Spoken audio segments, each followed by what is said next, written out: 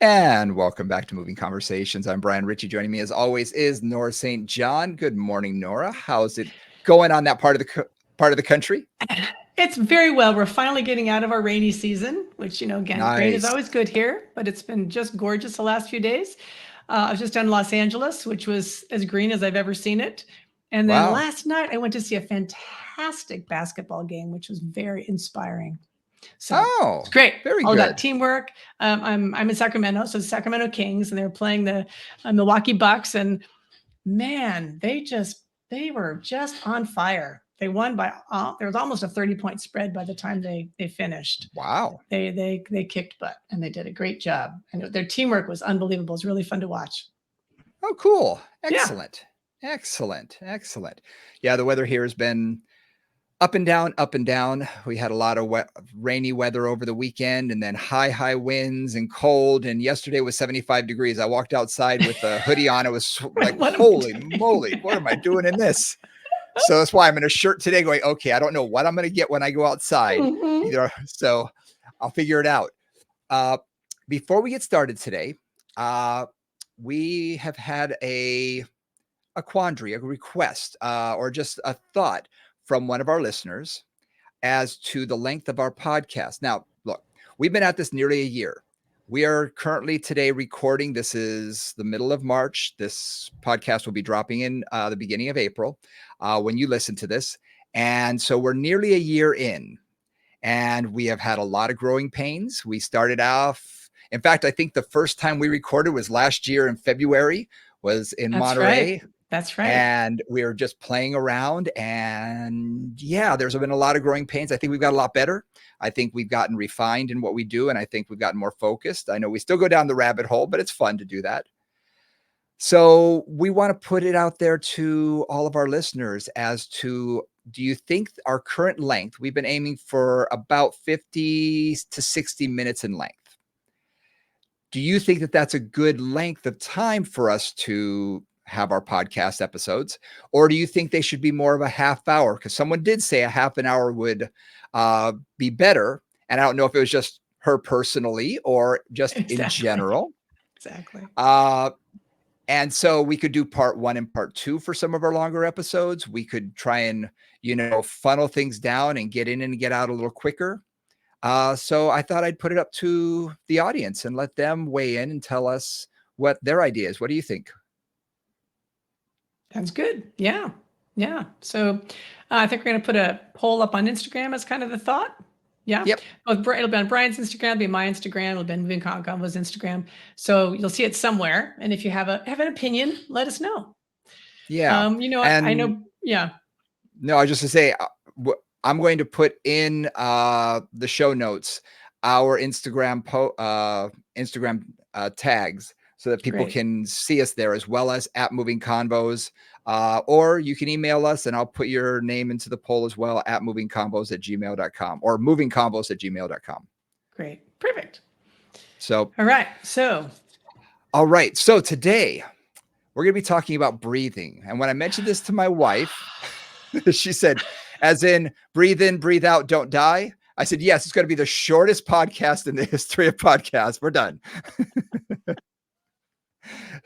So we want to talk about exercise and breathing. It's one of those topics that comes up occasionally when we are at conferences and things like that. And, I've seen its popularity rise and fall, but I thought that's something that we can discuss and go into a little bit of detail. perfect. Now, the one thing I want to say before we say much about this is James Nestor is kind of the breathing guru at the moment. He's got a wonderful book, which we can put in the show notes, which is just great. So if you want a lot more detail, studies, etc., that's a really good resource. I've read through a bunch of it and heard him speak, and it's quite inspiring and it's quite interesting. And oftentimes things you think are true are not always true. So it's always good to kind of get some science behind you. Sometimes your assumptions are upended, and that's always, I think, kind of interesting, at least for me. So breathing, right? Now, one thing that I'll start with is breathing is one of the few essential for life activities that is both under unconscious and conscious control. Hmm. right? Like we can't, I mean, again, high level yogis, et cetera, can control their heart rate and other kinds of things. But for the most part, things that we need to have happen without us thinking about it, like our gut motility, our heart rate, how our various enzymes and things get squirted into our gut, that kind of stuff. We don't really have a lot of control over that. That all happens at an unconscious level. Breathing, on the other hand, is something that if we don't pay attention to it, we'll do it anyway. And Mhm. if we pay attention to it, we have some ability to influence both our physiological state in terms of how much air we're getting in and out, and also to some extent our mental state. So it Right. really is, I think of the breath as being the connection between the mind and the body. It's where we really have that ability to work both sides of that equation. Interesting. I guess I never thought about it that way, but it is one of those few things that we do control. Because if you find someone who's having, let's say, a panic attack or anxiety attack, and they're rapid breathing, and you can sometimes get them to focus on their breathing and control that, and things calm down. And likewise, if you want to hype yourself up, I know I've seen athletes do this all the time. You see, they start getting their respiratory rate up, and their whole energy level starts increasing incredibly. So yeah, it's something that I just never sort of thought about, is that we do have conscious and unconscious control about it. That's interesting. Well, it's something we need, Yeah. obviously, but it is also something that affects both, again, our physiological state and also our neurological state, the state of our nervous system. Right to your point, like hyperventilating, breathing really Mhm. quickly, will tend to jack up the nervous system, get the sympathetic nervous system going, our fight, flight, freeze going. Whereas very calm, slow breaths will often activate our parasympathetic nervous system and calm us down a bit. So, breath is used for controlling mind states and every version of yoga and everything else and meditation forever. But it's also then used by athletes to work with their rhythm, right? If you think about a runner and how they use breathing, you think about somebody who uses it well and somebody who doesn't use it well. Even if you are a runner or you're a bicyclist or you do something which is aerobic, and I don't know about you, but like the first time I swim, if I haven't swum in a while, I can't get Oh my my breathing gosh. together. It's like Yep. I breathe in and I breathe out and I can't get it and I don't feel like I'm exhaling enough or inhaling enough and I just get all discombobulated. And then after a while, it starts to become more natural and I get the rhythm down. I'm Same glad thing it's if not just you're. me. No, it's funny because I mean I swam you did too. You grew up in Hawaii. Like I swam constantly as a kid and didn't even All think the about time. it. But I swim, not so often anymore. And I get in the pool and I'll start to swim and I'll do a little crawl and it's like I feel just like I'm can't. choking. Yeah. Yeah, and I cannot get it together. And then after a while, it smooths out, and I figure it out, and my breath rhythm comes into play. But Yep. it's not. It takes a bit of conscious work to get that to happen. Yeah. Yeah. I'm very glad. I remember I hadn't swum for a few years. I've been on the mainland and I started working in a place that had a pool. So I'm like, I'm going to go do that as some exercise. I made it one lap. I was hyperventilating. I was choking. I'm thinking, what's Yeah, wrong with me? I've only yeah. been out of Hawaii for a couple of years. Why did I lose this ability? But you're right. It's something you have to sort of retrain yourself on, how to hold your breath, when to breathe, how to breathe again, how to get enough air in each time you breathe. So yeah, it becomes more of a rhythmic thing that you have to retrain yourself. That is interesting though. Yeah, one of the things I worked a lot with some synchronized swimmers, some high level synchronized swimmers. And one thing that they did with them, and they told me about a study that they did using them, was to see what happened with both their respiratory rate and their heart rate when they did a long dive. Like they knew they were going to be underwater for a while doing something or other. What would happen? And so they, hooked them all up with monitors and then had them basically do their routine. And it was interesting because the second, actually in anticipation of them holding their breath for a period of time, their heart rate slowed down and their oxygen usage like went down. And then the second that they broke the water and would take that air in, their heart would go really high and their Mm, use of oxygen would go up. So it'd be like the body just accommodated, said, okay, I need to be cautious. I need to conserve my oxygen now. And then as soon as they came up and took that first breath of air, it's like, okay, let's pump as much oxygen into the system as we can as quickly as possible. And then they would, dive back down again. And it was interesting because what they discovered was that's very much like what marine mammals do. So, as a mammal who's in the water, we apparently have that same adaptation, that ability to accommodate to the lack of oxygen for a period of time, and then, maximizing it when we have it. Interesting. Interesting. And I know there are a lot of sports that actually utilize breath, and I'm thinking of competitive Mhm. archery and Yeah. shooting and things of that Yeah. nature, where your breath actually calms when you say central nervous system. You're literally you know, holding the reverse breath. You let all your air out before you either pull the trigger, release the boat, whatever it is. And it's to calm things down so that you're not, all tense. Yeah. That holding your Yep. breath and things can actually make you more tense and can affect your shot. So I know that breath can be utilized depending on what your sport is. Yep. So a couple of things came out of the time I spent with James Nestor, and one of them is how do you breathe? Do you breathe through your nose? Do you breathe through your mouth? Do you do both? And when do you do either one? Hmm. And one of the things that seems to be true is when you breathe through your nose, many good things happen. So first of all, the air gets moisturized and it gets humidified and it gets warmed up before it hits your lungs, which seems to make both, number one, you absorb the oxygen better, and it's a little bit less shocking on all your systems and your tissues. I don't live anywhere very cold, although I was just in Colorado, it was quite cold. And you take those first breaths of air outside, Mhm. and especially if it's really cold and you're breathing through your mouth, and you really feel it. Like you feel like your lungs are Yep. like, it'll often make you cough or that kind of thing. So the nose is really helpful for, again, hydrating the air and also warming up the air to make it a little bit more efficient and effective. And just in anthropomorphic, what am I saying? Where your family is from, your genetics. Ah, People from the north in general normally have smaller noses because uh-huh. they want to create more heat when they're breathing in so that the cold air doesn't affect their lungs as much. And the Right. same way, you look at people who are from the Saharan desert, people from the Middle East, they're going to have larger nostrils because they don't want to heat up the air. They want it to be as cool as possible going in because Right. it's already so hot and dry. So Yeah. it's interesting that you can see that, again, taking a look at someone, an Afrikaans versus a Nordic person. Yep. Yep. Genetics and how we Yeah, accommodate interesting. to that. Yeah. Yeah.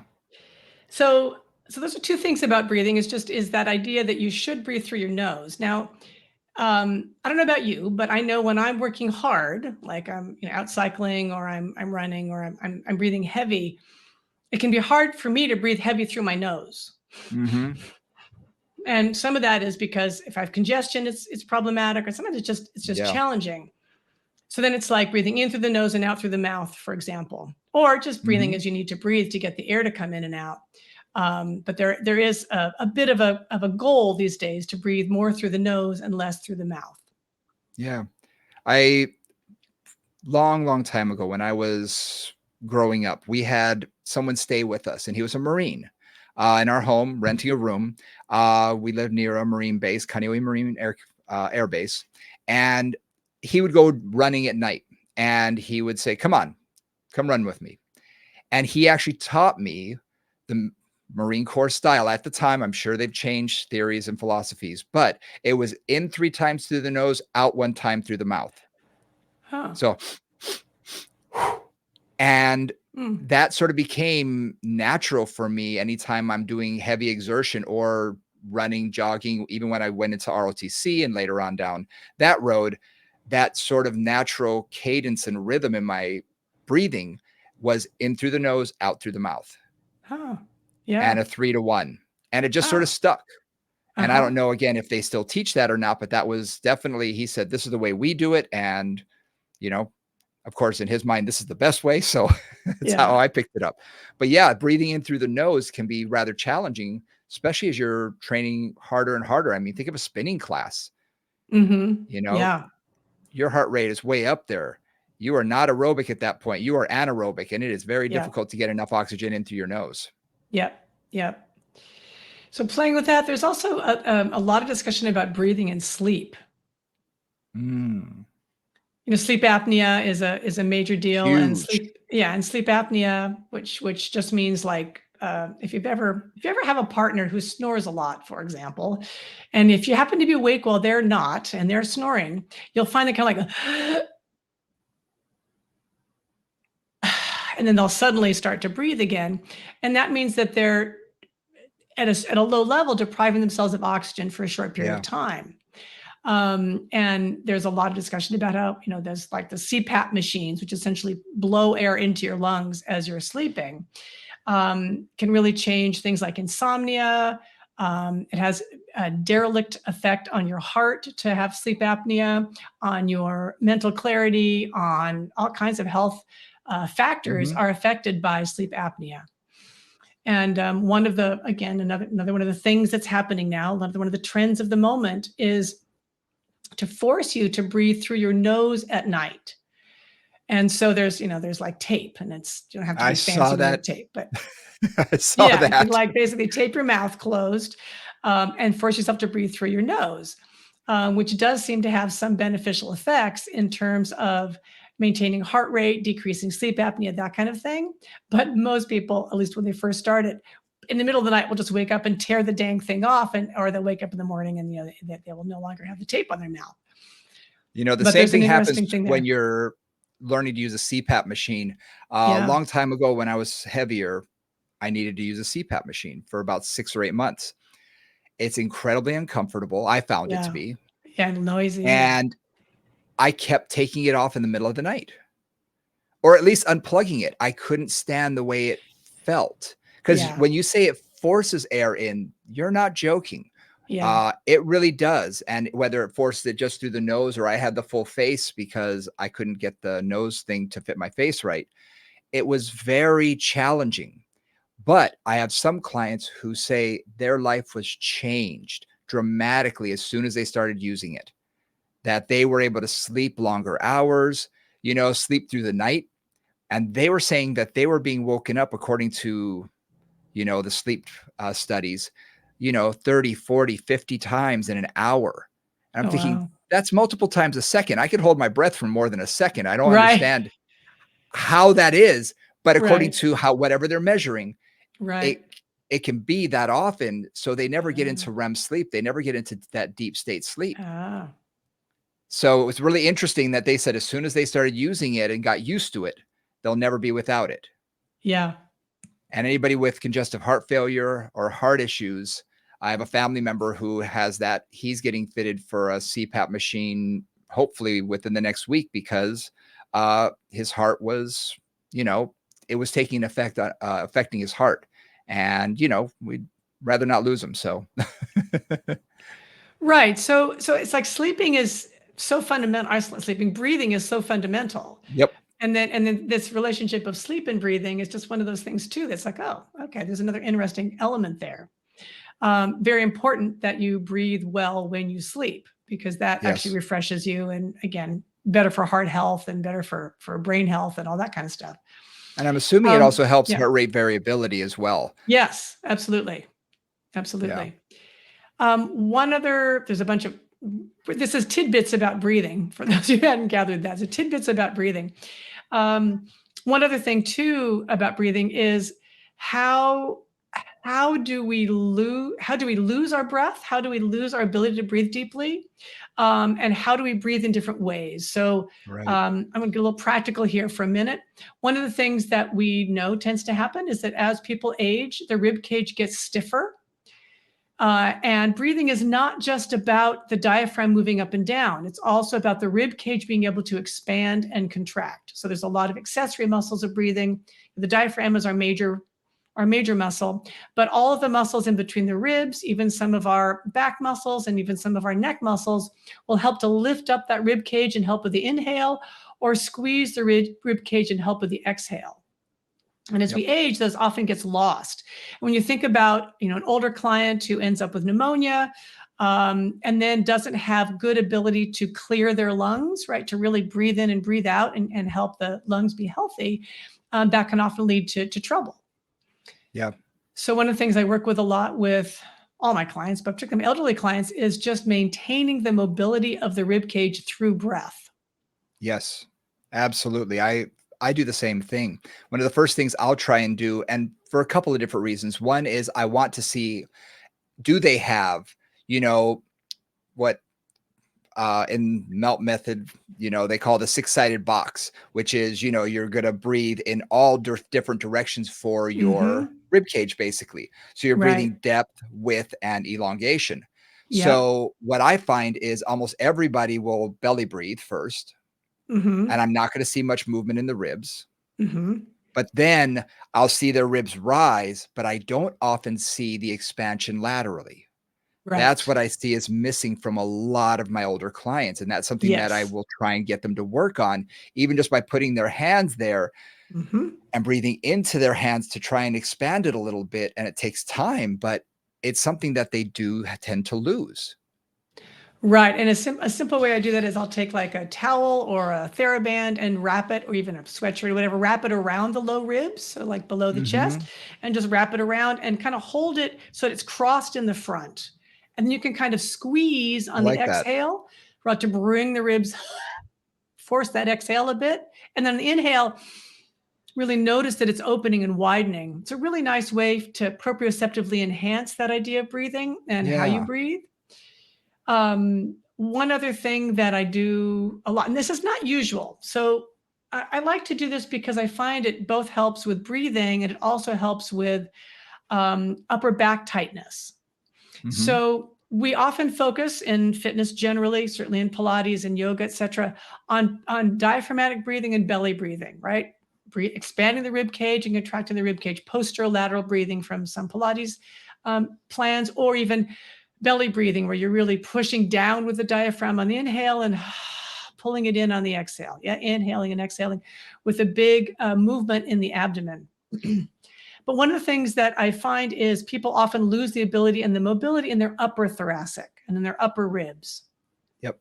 And when they do, that often will also lead to tightness in the whole upper back, like between the shoulder blades. And so, if I've got a client with a neck issue, cervical issues, some kinds of shoulder issues where there's just a lot of tension there, I'll have them breathe with one hand on the front of their sternum and one hand actually on Hmm. their upper thoracic vertebra, or right, just like their upper back, and try to breathe both into the front and into the back.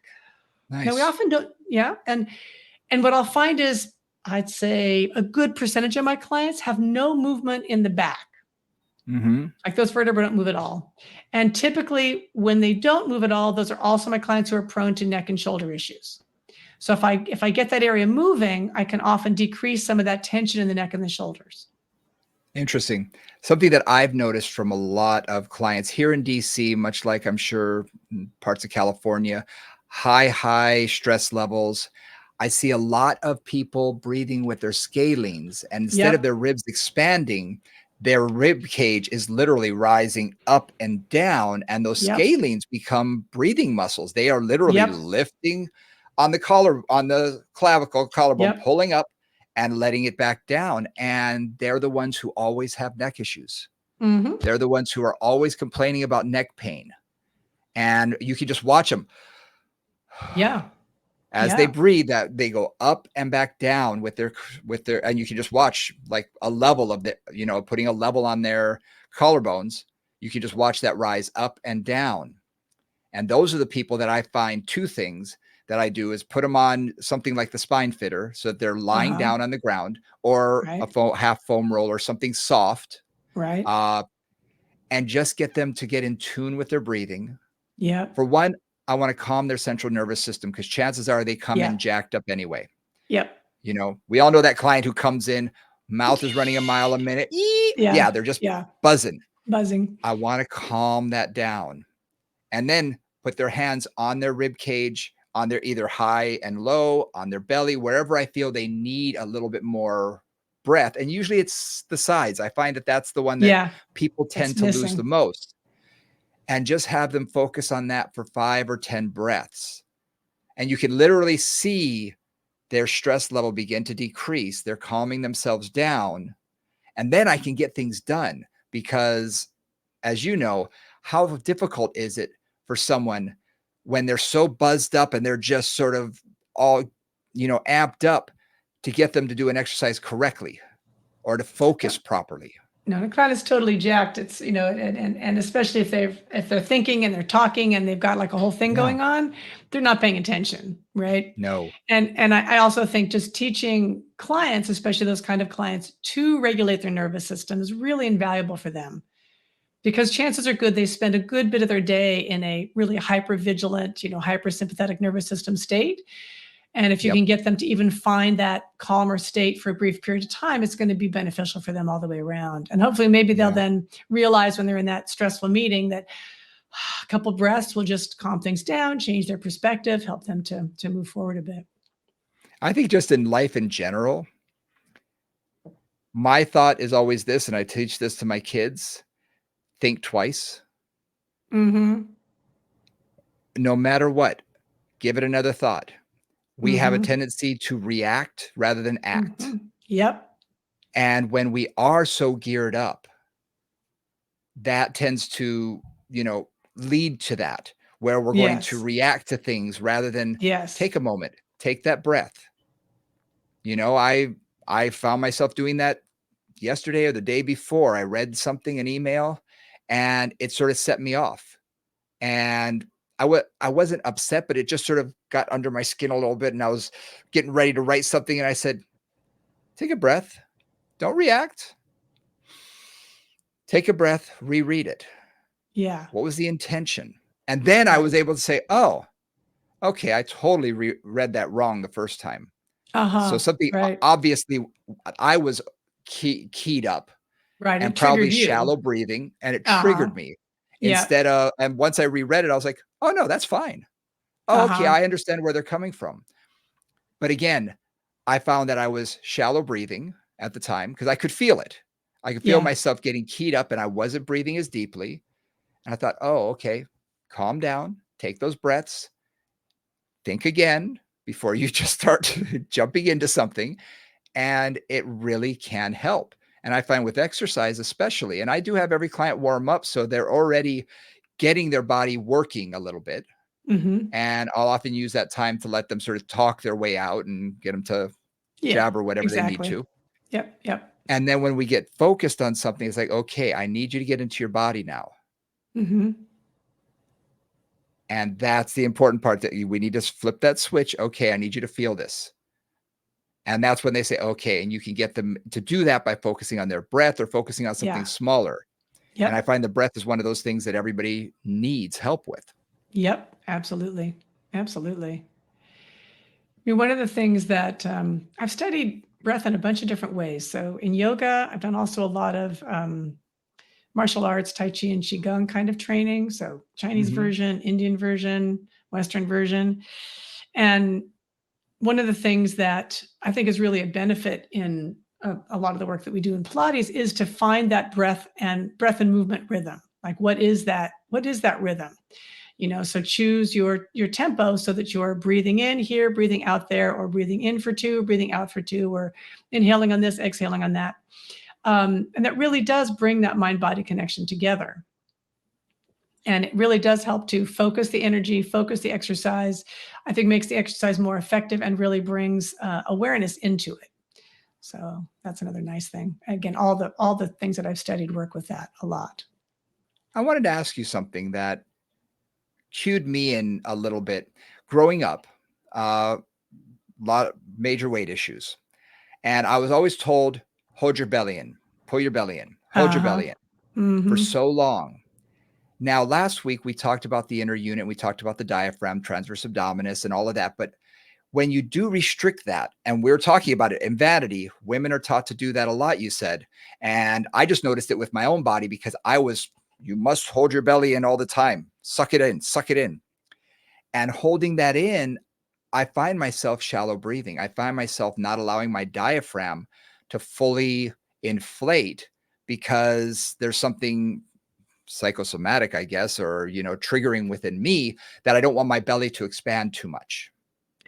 Well, let's take a look at the mechanics of breathing then, right? We've talked about a few different aspects, but basically, in breathing, what happens when you inhale, the diaphragm, which generally is around the fifth rib. So take a Mhm. moment, those of you at home, feel the bottom of your rib cage, like the sides of the bottom of your rib cage. Feel how low that is, right? It's like right above your waist, basically. The fifth rib is essentially, if you count your ribs down, the center of your chest. So that's a big dome. And very often when I work with clients, when I work with anybody, they really think of the diaphragm as a Frisbee, like a little disc that just lives Exactly. in your chest like a piston. It goes up and it goes down. But in fact, it's this big dome. So when you inhale, the top of that dome moves down, and it can move down as much as 4 centimeters, which is like 2 inches. So it actually has a fair bit of excursion, right? It can really move down almost to the bottom of your xiphoid process, or the bottom of your sternum there. And that's it. So it has a lot of mobility. And if you think about that, and again, after our inner unit talk last week, when that diaphragm comes down, take this in for a moment. The lungs and the thoracic cavity can change shape and pressure, obviously, right? Because we breathe in, we breathe out, pressure goes up, pressure goes down, and the shape changes and the volume changes. Right. The abdominal cavity doesn't change volume. It just changes shape. Mm-hmm. Okay. So if I push down on the top, if I squish my roof, then that pressure has to go somewhere, right? Either the belly has to go out or the pelvic floor has to go down, but something has to change in that process, right? In order to just accommodate the movement of the diaphragm down and the change in pressure in the abdomen. So if you're always holding your belly in, right? And again, many of us are taught to do that for all kinds of cultural reasons. Then that does mean the diaphragm doesn't have its full range, right? That's going to restrict how far that diaphragm can come down. Because if you're not allowing the volume to change shape in the abdomen as that pressure comes down, then the diaphragm isn't going to go as far. Right. And that makes that just makes a lot of sense. I mean, if we think about how the lungs work, that diaphragm is actually pulling air in through sort of a negative pressure system, right? Right, So it's exactly. pulling Yeah. air in, and as it Yep. pulls down, it sucks air in because it's a negative pressure system. So it pulls air in. We need to do that.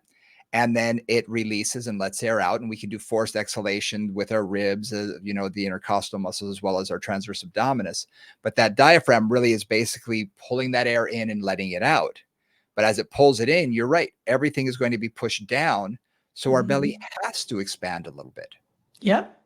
Ideally. Yeah. Yeah, ideally. But I do find myself even just sometimes, okay, you're going to think this is silly, but while doing core work with someone and having them do planks, I find myself tightening up my abs, and I'm not trying. It's just one of those things. I have the sympathetic exercise. I don't know. To mirror neurons in action. That's Totally. what we do. But I find myself, as they're doing some exercises, I can feel myself doing that, and I find myself not breathing deeply, and I have to remind myself, relax. I'm not the one doing the exercises. I did that this morning. I don't have to keep working out all day. But it's something that, is sort of, we have to be conscious about a little bit. Absolutely. Because, and I find people in the fitness industry do walk around. You watch trainers walk around the gym. They're posing half the time. They are. They tend to be really stiff looking a lot of times, right? Yes. Yeah. And absolutely. It's like they're holding everything together. Yeah. And, they want to set the best example in their mind. But at the same time, I think it can be to their detriment, because they're probably not breathing as deeply as they should be. Right. Absolutely. Now, I want to get a little refined on that in a way, or we'll see if this is going to refine that. Because one of the things about breathing is, if you think about the ribs as not moving, and you think about that cylinder of the abdomen as being what it is, then when that diaphragm goes up and down, the belly has to move out, right? Or the abdominal wall has to widen, and the pelvic floor has to go down. So that's one thing. But what's actually interesting is there's lots of ways to change that volume. So I'm getting a little subtle here. Hopefully I won't lose too many people on this. Take a hold of the side of your ribs, right? Hold your ribs from the side and take a big breath in and a big breath out, right? Just feel the ribs expand on the inhale and then come together on the exhale. Now, the transverse abdominis attaches to the bottom of that rib cage. So when I widen my rib cage, I increased the volume, or at least I changed the shape of that abdominal cavity. Right? Does that make sense? So Mhm. instead of having to push the belly out, another option there is to widen the ribs, and that will Right. also change that volume. So the diaphragm can come down, but isn't coming down into a closed system, is coming down into a flexible system, right? And that means that those ribs can move, that diaphragm can move down, and the belly can stay, relatively contained. Yeah. Yeah. Makes a lot of Yeah. sense. Yeah. Makes a lot of sense. Yeah, we tend to forget how much our ribs actually need to move. Absolutely. Every I time, think every time I teach that to somebody, it's a novelty. Really, every time I tell that to yeah. anybody, they're like, "Really? My ribs move that much?" Like it's always a surprise. And I don't know if it's because we look at skeletons, for instance, and you see this fixated rib Yes, cage, the and cage. Yes. exactly, it's the cage. And yes, Yeah. bones are there to protect what's inside. Our heart and Makes our total lungs. sense. Why we have a Yeah. skull, why we have ribs, why we have a pelvis, all of that. Yeah. And but there has to be some flexibility there. Yeah. And if you just think of how much we rotate, Hmm. well, if our ribs were fixated, we would not be able to rotate on Hmm. any of the vertebrae that attach those ribs because they would literally have to be locked into place. Yep. So for me just to swing my arms when I walk, the ribs have to be moving somewhat. And they are. They are, exactly. They Yeah. need to be. Yeah. It's why our bony ribs are attached to a cartilage to our sternum. Right, we've got bone that comes to the edge of the cartilage, and then the rib continues as cartilage up to the sternum because cartilage is relatively flexible, Yep. right? It's got some mobility to it, which bone doesn't have. And then, the facet joints in the back, this is more complicated than we can do just verbally. This takes a picture, but basically, right, the ribs attach onto the vertebra and they attach onto the transverse processes a bit, and they rotate, right? They lift up. So when I breathe in, the attachment at my spine goes down and my ribs flare up like they call it the bucket handle, right? Like I'm lifting a I bucket was just handle thinking up. that. Yeah, that's how my ribs expand on the bottom, right? The bottom part of the ribs are like they open up and then they close back down. They rotate up and they rotate down. And that's going to be a really nice image to get into some mobility in the ribs. Yeah, I find that image does work when you talk to a client because just telling them to expand their rib cage, they don't most of our clients, as much as we like to teach anatomy to our clients, and I do to a certain degree, I also have to remind myself, look, they're experts at what they do. They don't need to know everything I know. So giving them a good image, a good vision that they can put in their head like that to allow them to open up those ribs really helps to expand, especially the lower ribs. And that Yeah. can really help with that. Yep.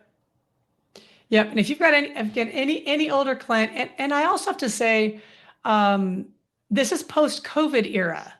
A lot of clients who Mm, had COVID, or especially those who were, in the hospital, et cetera, but even those who weren't, whether they have long COVID or not, there's often real breathing issues that come out of that. So the more we can help them to breathe deeply, to get the rib cage moving, to just play with their breathing and get more endurance and resilience there, the better. And a lot of our older clients as well. I've had clients who've had lung replace, or not lung replacements, but have had a punctured lung for one reason or another, or have sure. had open heart surgery, or have had Exactly. pleurisy or that kind of thing, or asthma, chronic asthma as well. And in all those situations, it's like I'm just working on trying to get those mechanics to work a little bit better. Yeah. And I was just going to ask about that. If scarring, I mean, scarring, obviously, anytime you have a scar, you're affecting the fascial system, you're affecting the muscle, you're affecting everything as it goes down. I have a scar on my arm, it affects everything within that area. But when you're talking about going through the ribs, someone who has open heart Hmm. surgery, for instance, they have to Right. crack the ribs, crack the Yep. sternum, Yep. or they have to go through and move the ribs out of the way. We can be dealing with some scarring, and that area may not want to move as freely as it did before. And that's something they're Right. gonna have to And deal with. yeah, absolutely. And not just from extreme surgeries like that, but I've had clients who've had really bad pneumonia or pleurisy, Oh where they've yeah. had an infection in the sac that holds the lungs together, and that the lungs literally can get stuck to the rib cage. Hmm. I was working with a friend of mine is post COVID, and they said every time they breathed in for about 6 months, there was a sharp feeling in one part of their lungs, and I'm assuming that was scar tissue kind of stuck to the rib wall there. So we really worked on Interesting. just trying to get the breath going and trying to break up some of that scar tissue and get the mobility back in the rib cage, because they really lost it after COVID, and then it just took a while for it all to come back. Yeah.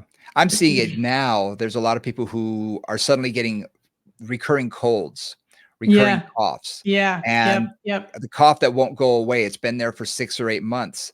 And especially when they lie down, they get the postnasal drip and they cough, cough, cough.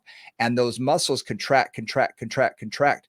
That when they do take a deep breath for the first time, it almost irritates, it hurts Right. They to cough. really stretch that out. And they Right. end up You coughing even oftentimes do more. that, and it will like initiate that cough reflex again. And you kind of Yep. got to like work on that slowly. Like with those clients, it's like, okay, just breathe a little bit, breathe, get as much stretch as you can without initiating that cough reflex. And we got to work with it Right. over time. So that isn't just like every time they breathe deep, or they go into a coughing fit. Exactly. Exactly. Now, something that I wanted to talk to you about when it comes to breathing. We hear that this is something that was taught to me way, way, way back when I first got into the industry is when should you breathe? Now, Mm. I'm going to Hmm. tell you, I've heard many different ways, and I'll tell you the different ways that I've heard. Okay. Yes. First one was every time you exert, you blow out. You breathe Okay. in Uh-huh. on the eccentric, you blow out on the concentric. Got it. Then Yep. I had one professor who said, that works for a lot of exercises. Uh-huh. However, what about something like a row, where when you're Yeah. pulling the weight towards yourself, if you blow Yeah. out, you're going to be collapsing your lungs, your rib cage, you're going to get smaller. Why Yeah. not breathe in then and expand that so you can have something to work around for the scapula to really wrap around and get all of the back muscles active as they pull Yeah. back? And Yeah. my little 20 some odd year old brain was thinking, I never once would have thought of that. And Right. he's, grizzled old athletic trainer. And I'm thinking that's pretty smart, pretty brilliant. So that was the other sort of thing that it's really exercise dependent. And then I had a third one, physical therapist friend of mine who said, don't even worry about breathing. They're going to breathe. Don't even worry about it. They'll figure it out. They're going to breathe no matter what. And if they don't, they're going to pass out. And then guess what? They're going to start breathing. So you're okay. And so depending on the person, I've used all three. Now the last one, obviously I use more as for humor. Uh, but I wanted to find out from you, we talked about last week with the inner unit, that breath can really affect how our core, is connected with movement. Yeah. But just in general, what do you think? What's your philosophy when it comes to exercise and when should you breathe?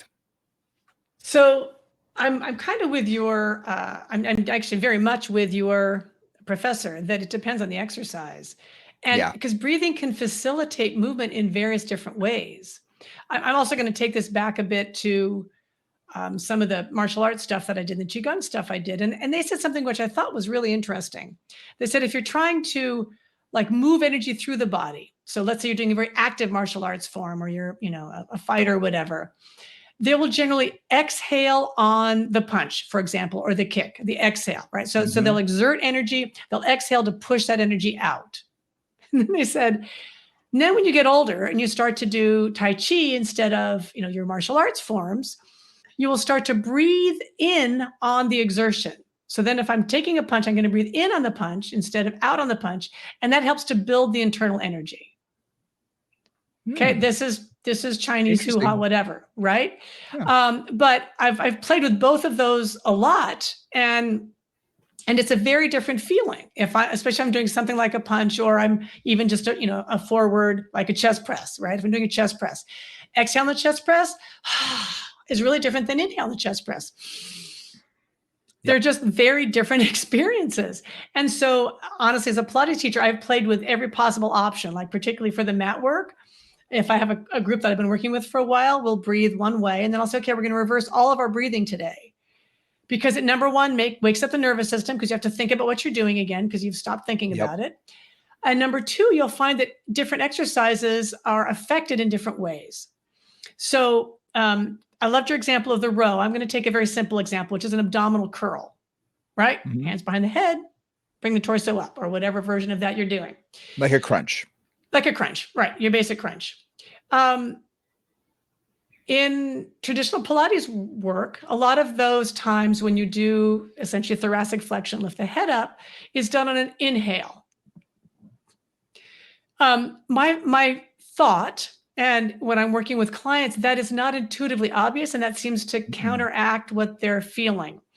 So what I find, especially for beginners, is if I have them exhale as they're coming up, the exhale, right, engages that transverse abdominis, pulls that in, and they get that sense of abdominal engagement along with that lift up. If I'm breathing in, then I'm like, am I pushing the belly out? Am I not pushing the belly out? Yeah. Like, how am I supporting that muscularly? And again, you can support it muscularly either way. But for something like that, I find generally an exhale is helpful, particularly for a new client, to facilitate that curl.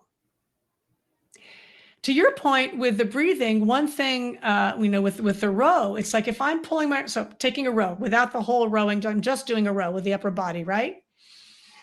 If I inhale, that does one thing. If I exhale, that is a completely different thing. Yep. It'll change the shape of the rib cage, which changes how the scapula slide around the rib cage.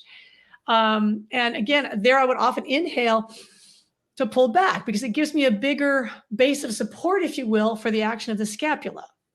And that's the thing that I was sort of cueing in on myself, is that when I breathe in, my scapula can sort of wrap around, and it gives it a firmer base of support to pull back and activate all those muscles. But not only that, I found that when people breathe out as they pull, they have a tendency to get small. They have a tendency to let all their air out, and they start to almost curl forward.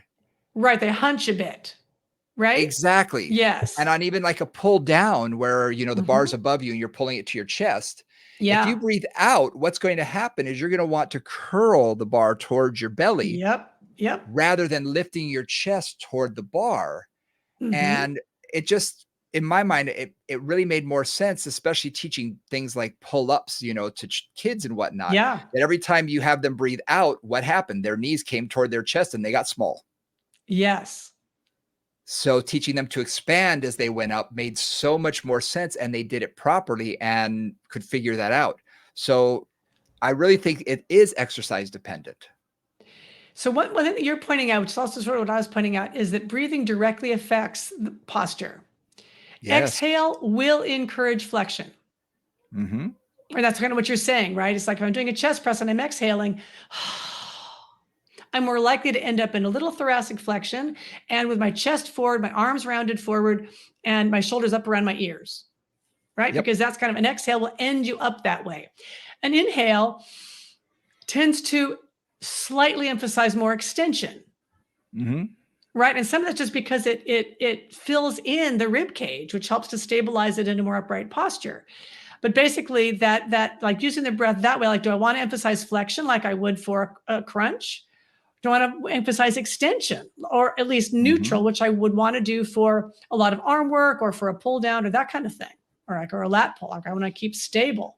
If I exhale, I'm going to give into it. If I inhale, I'm going to tend to be more upright with it, and again encourage that slight, not even extension, but just staying neutral with the spine and staying upright with the posture. And if you add any rotation into that, like a one-arm row, that totally changes it too.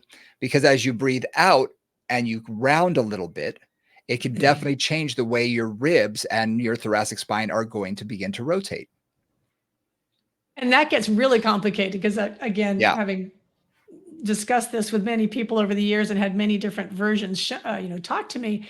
On the one hand, so if you think about rotation, on the one hand, if I'm rotating and inhaling, right? I rotate and I inhale and I rotate. And I exhale back to center. Inhale and rotate, exhale back to center. For some people, that facilitates rotation. For some people, it doesn't. And one explanation for that version, for the fact that that facilitates rotation, is that it actually creates more space in the vertebra. Right? When I inhale, you actually do create slightly more space in the vertebra, right? Between them, Yeah. you fill in that space and you inflate the vertebra, if you will. Right? And so that allows the facet joints of the spine to move more easily. That's one thought. On the other hand, an exhale will often activate my muscular system, right, to pull me into that rotation. Yep. So on the one hand, I may have more mobility in theory when I breathe in, but I might have more muscular activation through the muscular system when I breathe out. Yeah. Yeah. So when I play with rotation, I play with both, and I play with lots of other things as well in terms of rotation. But those, again, it's like, play with it. That's my feelings. Play with it, because sometimes something will work for one person in one way and one person in another way. Yeah. The visual cue that I like to give sort of in those situations is to be think of yourself as being either unscrewed out of a piece of wood or screwing yourself into a piece of wood. Yep. Because when you're rotating and think of yourself being unscrewed, people get taller. Yep. And all of a sudden they get better extension through their spine, especially their thoracic, which, let's face it, most people are a little kyphotic. So they get better extension through the thoracic spine and they rotate well. Whereas when you tell them, think about screwing yourself into a piece of wood, they have a tendency almost to do a cross crunch sort of thing, because they do get a little smaller. Yes. Yep. So again, to your, this just emphasizes what you said. You're getting more muscle activation in that sense, because you are tightening your abs a little bit more and you are shrinking that area.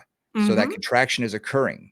Yep. But at the same time, when you're unscrewing yourself from that piece of wood, you're actually using more of the back muscles, I find.